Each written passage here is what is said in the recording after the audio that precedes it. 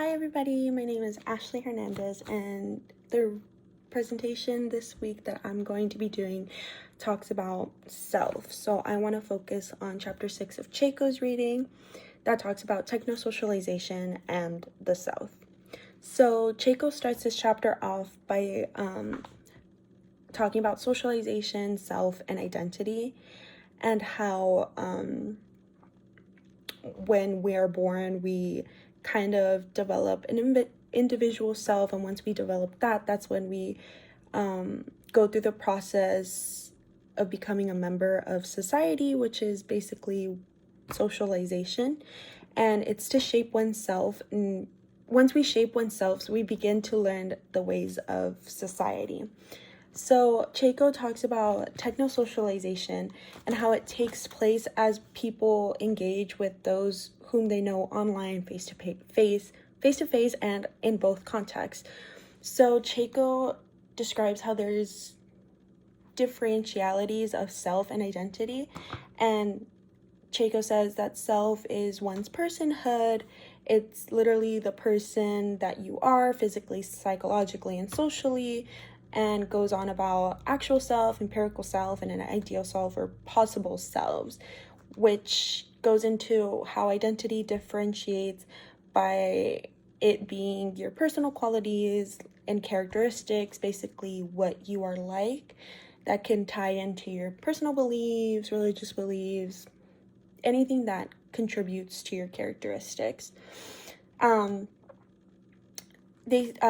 says that both self and identity are shaped and transformed in interaction with others, and they argue that mobile phones, so often carried on or near the physical body, can be part of the body and the self, which I thought was really interesting to read.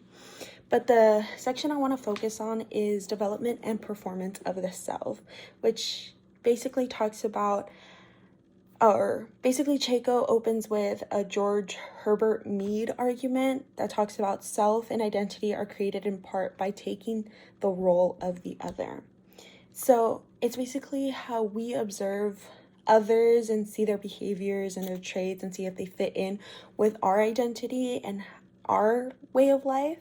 So bit by bit, like, people are always growing and changing, and the identities and oneself are always under construction, which Chaco says there's two different things we observe, which is specific and generalized others. And specific is basically who we look up to in our family and our friends and incorporate how they act, while also generalized others is our role models in celebrities and who we see online and all that kinds of stuff. It's just who we choose to observe. So we encounter all of these, especially online, since it's easily accessible now. And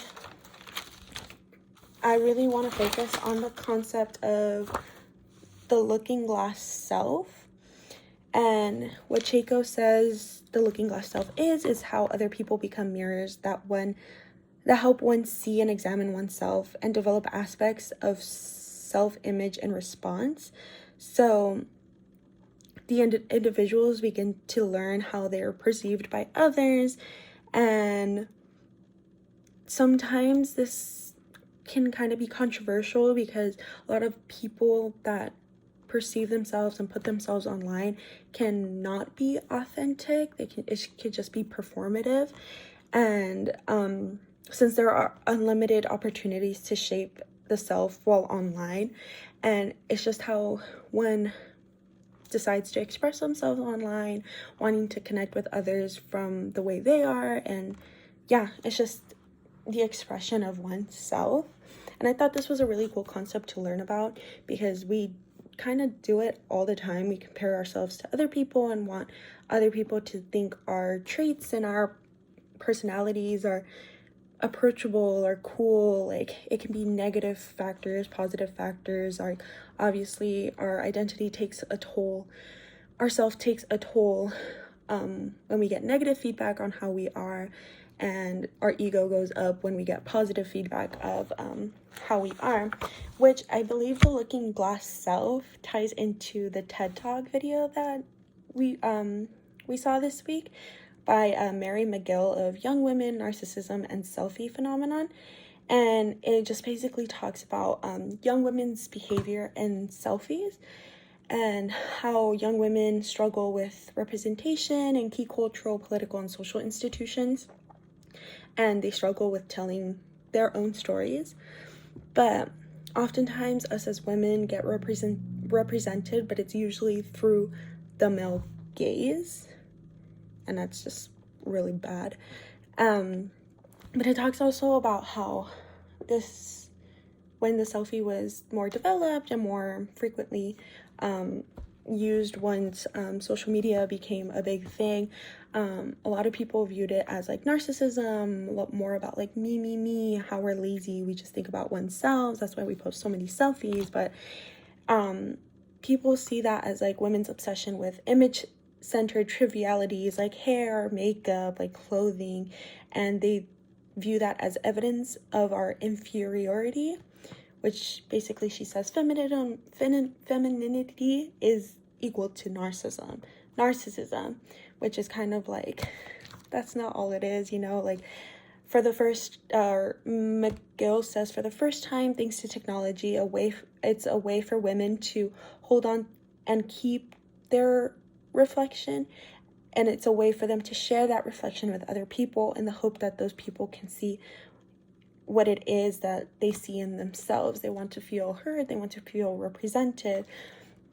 And I think I see that a lot with the way I feel like I want to be perceived online. Like, I don't really post online, and I don't really post selfies because I always think of like, oh, like, what if I look weird in this one? Like, I don't, like, what if they're gonna like point out that one flaw that I see? Like, and if I do post a selfie, like, I immediately delete it after. It's a lot of like process of like how are people gonna view me? Like, this is me, but I'm scared to show the real me. And I think that ties into the looking glass concept of Chaco and what Mary McGill talks about in her TED Talk. And yeah, it's a lot of pressure for women to be online now, especially nowadays. But yeah, thank you so much for listening.